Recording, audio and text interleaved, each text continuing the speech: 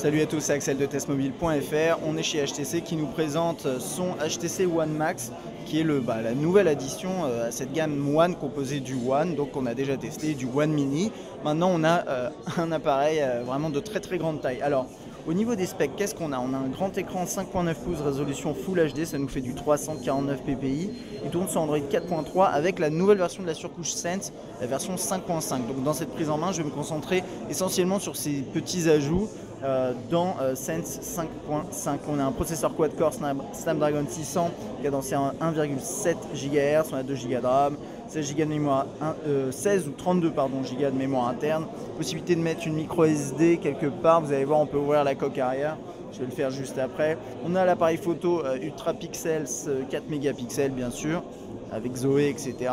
Et comme vous pouvez le voir ici, on a le capteur d'empreinte digitale.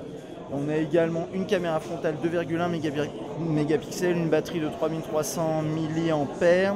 Il fait 10,29 mm d'épaisseur et il pèse quand même 217 grammes, ce qui est important, mais plutôt normal pour un terminal de cette taille-là. 5,9 pouces, c'est quand même grand. Juste pour info, je compare. Alors là, j'ai un One en édition noire. C'est pas évident de comparer, mais c'est juste pour voir la taille, la différence de taille. Voilà, vous voyez comme ça. À l'arrière, c'est le même type de design, bien entendu. Celui-là ressemble plus au One Mini, en fait, avec les éléments en plastique. Et dernière chose, hop, voilà, juste pour faire la différence de taille avec un Note 3 qu'on est en train de tester. Vous voyez que le One Max est plus important, voilà, plus haut. Bien sûr, on a un feeling complètement différent. Là, il y a l'aluminium et là, on a ce côté plastique un peu caoutchouteux. Alors, on va se concentrer maintenant sur le Max, bien entendu. Côté design, comme je vous le disais, ça ressemble au One, mais avec également un côté mini apporté par ces bordures, voilà, que vous voyez, bordures en plastique. Donc là-haut, on a le système Boom Sound en haut et en bas, haut-parleur frontal, et ce qui se passe, c'est que vous avez plus maintenant Beats Audio, on va en parler un peu après, mais vous avez plus le profil avec une amplification des basses, etc. On a la caméra frontale là, les capteurs, retour home.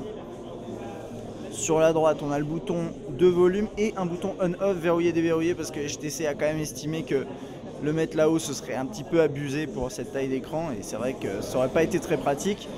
Là, on a le slot micro USB avec un micro. Sur la gauche, ce petit switch là permet tout simplement, désolé, c'est pas évident de faire le focus. Voilà, non, c'est pas bon. En tout cas, ce switch permet d'ouvrir la coque arrière. Je vais vous le faire en direct. Hop, je sais pas exactement comment ça marche, on va pas trop l'ouvrir, je pense. J'ai peur de le casser.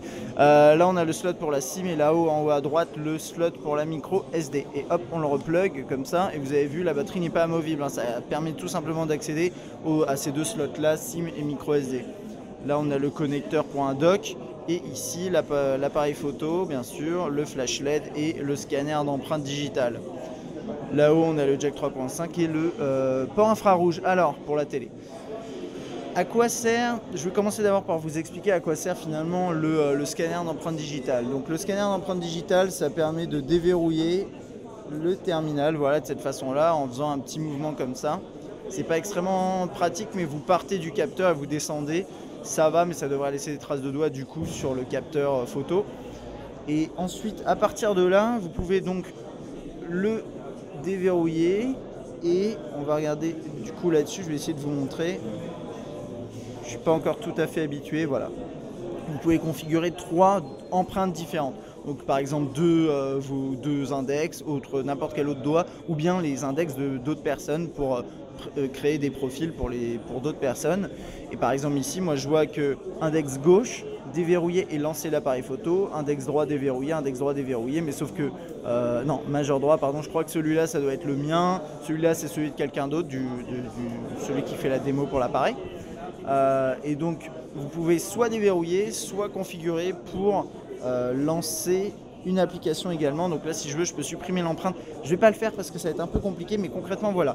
Le lecteur d'empreinte digitale, ça permet de sécuriser votre terminal donc au déverrouillage. Vous pouvez le choisir, vous n'êtes pas obligé de le faire, et également de lancer une application de votre choix. À côté de ça, il y a un SDK qui est proposé aux développeurs qui pourront utiliser le scanner d'empreinte digitale, par exemple, pour sécuriser autre chose ou déverrouiller, lancer une application, je ne sais pas. Voilà. Faire une fonctionnalité particulière dans une application, on va voir ce qui va se passer, mais en tout cas, le SDK est là. Donc dans Sense 5.5, on a également pas mal de modifications au niveau de BlinkFeed. Globalement d'ailleurs, l'interface est plus optimisée pour le tactile parce qu'HTC est parti du principe que ça devenait un peu compliqué avec le pouce d'aller jusqu'en haut. Donc vous allez voir tout au long de cette démo, vous avez la possibilité par exemple, hop, là BlinkFeed, d'activer le menu de cette façon-là. Alors BlinkFeed dans cette version 5.5 de Sense, concrètement, vous pouvez maintenant définir des contenus en lecture hors ligne. Donc vous restez appuyé dessus, vous faites lire plus tard, c'est le premier truc. Deuxième élément, vous avez la possibilité de rajouter des flux RSS. Alors j'ai pas trouvé encore comment faire, mais on le verra lors du test. Maintenant vous pouvez mettre des flux RSS, services et applis. Vous avez également des sujets personnalisés qui seront proposés en fonction de vos affinités sur les réseaux sociaux. Ça marche bien, c'est BlinkFeed quoi. Moi j'étais pas super fan du système, mais là c'est vrai qu'il commence à devenir un peu plus ouvert avec notamment l'ajout des flux RSS, je trouve ça sympa. Pour le reste, c'est du classique ici, par exemple, on reste appuyé, on a la possibilité d'afficher des widgets, ce genre de trucs, tiroir des notifications, accès ici à différents paramètres. On a le lecteur d'empreinte digitale ici qui permet en fait juste d'accéder à l'écran rapidement pour configurer le scanner. Le menu principal, désolé je me sors ma petite liste pour rien oublier, voilà, le menu principal avec, qui ressemble à celui qu'on avait sur le One, avec là-haut la météo, ce genre de truc. On a HTC Scribe qu'on regardera lors du test, qui permet, parce qu'à une main c'est un peu compliqué, mais qui permet tout simplement de prendre des notes, dessiner ou ce genre de choses. Le HTC TV bien entendu. Au niveau de la musique, il y a eu pas mal de nouveautés. Je vais essayer de vous montrer ça, on va regarder l'appareil photo juste après. Alors, au niveau de la musique, qu'est-ce qu'on a? Une nouvelle interface qui fonctionne beaucoup plus de manière tactile comme ça. Donc on peut défiler plus facilement. On n'a plus en fait le menu en haut à gauche. On peut lancer un artiste, toc, voilà. Défiler là pour accéder aux différents modes. Donc là, ça c'est la liste en cours. Tu veux bien faire le focus? Ouais, c'est bon. Lecture en cours ici et visualiseur qui permet maintenant, alors je sais pas si on va l'avoir ici, mais d'afficher également les paroles pour un petit mode karaoké. Ça je dois pas les avoir pour ce morceau là, je vais essayer de voir si sur celui-là c'est bon. Voilà, c'est bon.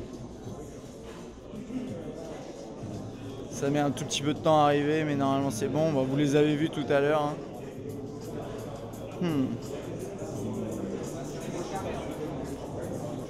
Bon, en tout cas, voilà, vous avez la possibilité normalement d'afficher les paroles et à partir de ça, vous pouvez vous connecter avec MediaLink HD sur votre téléviseur et faire une session karaoké si vous avez envie, ça peut être sympa. Niveau Boom Sound, je vais le lancer très rapidement parce que ça fait vraiment beaucoup de bruit. Voilà, les paroles apparaissent. Le son est vraiment très fort, il a été optimisé par rapport au One. J'ai hâte de le tester en bonnes conditions, mais ça a l'air d'envoyer vraiment du lourd. Il y a un truc à savoir, c'est qu'au niveau des profils, maintenant on n'a plus Beats Audio, donc le son est un peu moins axé basse, c'est un peu plus uniforme, c'est un peu plus universel par rapport aux différents morceaux que vous pourrez écouter. Donc ça, c'est pour ça, c'est pour la musique, il y a eu pas mal de changements, vous avez peut-être vu aussi au passage, voilà, là, en bas à droite, le nouveau mode de lecture qui montre où est-ce que vous en êtes, etc. Ce genre de trucs. La galerie a été aussi changée. Je vais revenir en arrière. Voilà. Ici, vous pouvez défiler comme ça latéralement. C'est plutôt sympa avec les événements, les albums, les HTC Shares. Donc voilà, je peux activer tout ça. Je ne vais pas rentrer forcément dans le détail, mais vous avez pas mal de petites nouvelles fonctionnalités liées à Zoé également. Vous pouvez créer des gifs animés. Vous pouvez faire quoi d'autre? Attendez, je ressors ma liste, mais c'est à peu près tout. Il y a juste un truc pour l'appareil photo, hop, que je vais vous montrer. Vous l'avez peut-être vu dans un des aperçus. Il devrait être par là. Voilà, double capture, ça s'appelle. Ça permet, voilà, de prendre une photo ou de prendre une vidéo en ayant le capteur frontal utilisé. Ça c'est un classique qu'on trouve sur de plus en plus de terminaux. Et bon, HTC s'y est mis. Par rapport à ça, HTC Sense dans cette version là arrivera sur le One et le One Mini. Je ne sais pas encore quand, mais c'est prévu. Donc tout ce que je vous montre là, vous les aurez, à part tout ce qui est relatif au scanner d'empreinte digitale, vous les aurez sur les autres terminaux. Je regarde juste ma liste. Ouais, il y a aussi un nouveau mode pour Highlight. un nouveau, enfin pas un nouveau mode, mais ça a été retravaillé si j'arrive à retomber dessus. Je sais pas, je devrais... Vidéo highlight, voilà, il est présenté maintenant différemment. Vous avez les contenus là, les thèmes, pardon, dans un onglet ici en accès rapide et la possibilité même de choisir son propre morceau musical pour illustrer le highlight tout simplement. Alors highlight, si vous vous souvenez, ça fait une petite vidéo qui est composée de vos photos et vos vidéos, voilà, pour résumer un petit peu ce qui s'est passé dans un événement ou un lieu, etc. Je pense qu'on a fait à peu près le tour. Il sera disponible normalement fin octobre à 699 €. C'est un gros prix, mais c'est un appareil bien spéqué et très bien, ouais, très bien équipé, qui propose beaucoup de fonctionnalités. Je regarde juste si j'ai oublié des trucs. Je pense pas. Bien sûr, on le testera dès qu'on pourra l'avoir. En tout cas, c'est un appareil que je trouve sympa. Niveau ergonomie, j'en ai pas trop parlé, mais c'est vrai qu'il est énorme, mais il est tout en hauteur et du coup, vous pouvez quand même bien l'agripper. Je trouve que c'est pas mal, c'est beaucoup moins imposant qu'un Z Ultra ou un Mate. Donc à voir en test, mais en tout cas pour l'instant, je trouve que le feeling est plutôt bon. Voilà, c'est à peu près tout. Si vous avez des questions sur ce Max, n'hésitez pas. Et moi, je vous dis à bientôt.